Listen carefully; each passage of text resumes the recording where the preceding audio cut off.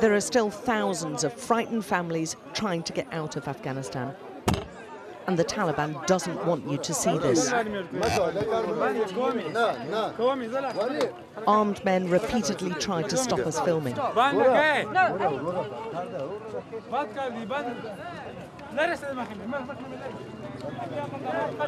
This is not the image they want right now.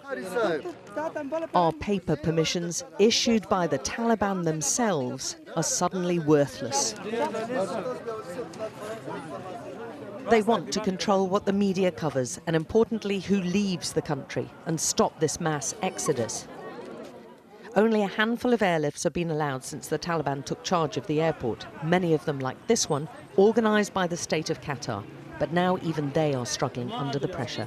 Explain who you're taking and who you're not taking. It's very simple. How they before coming here by passport? Who had valid passport, not expired, who had visa, that's it, he can live. He can live. We do have valid passport. Everyone valid. That's our valid passport. Every British people is here. Yeah, we do have. British citizen is here. Valid. That's both. Yeah.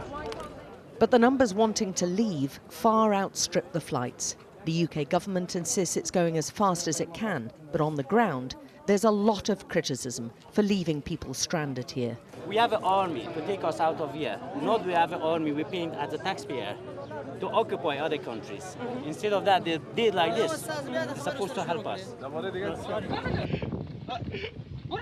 This video, taken a few years ago, shows Taliban fighters beating an Afghan journalist. And the beating isn't enough. With his hands tied, he's dragged along by motorbike, and he then spent 2 days being tortured by the Taliban for his reporting. He's now trying to flee the country, scared for his life.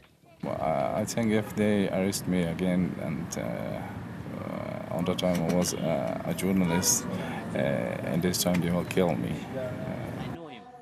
Some of his family are UK citizens, butchers from Essex. Now they all feel targets.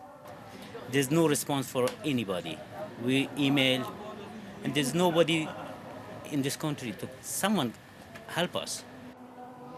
Others fled the Taliban to the UK when children and only returned to save their families, but are now trapped and facing the danger all over again.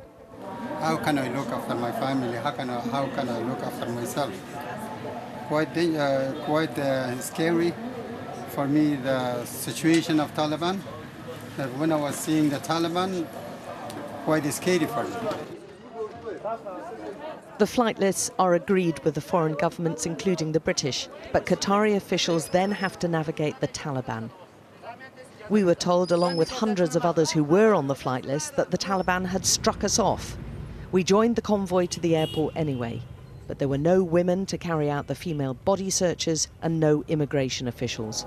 Filming discreetly because of Taliban disapproval, we saw all the passengers forced to leave the airport for another night of waiting, and the plane left Kabul without anyone on board. The next day, the families go through the whole process all over again, with many of them telling us they've waited a month to get to this stage, fearful right up to the last moment they'll be turned back. Our foreign office, they called me twice in almost a month. So do you think you were going to end up being trapped here? Yeah. I feel abandoned and hopeless, at least. I'm going home now. They leave not knowing if they'll ever be back in Afghanistan and knowing thousands remain left behind. Alex Crawford, Sky News, Kabul.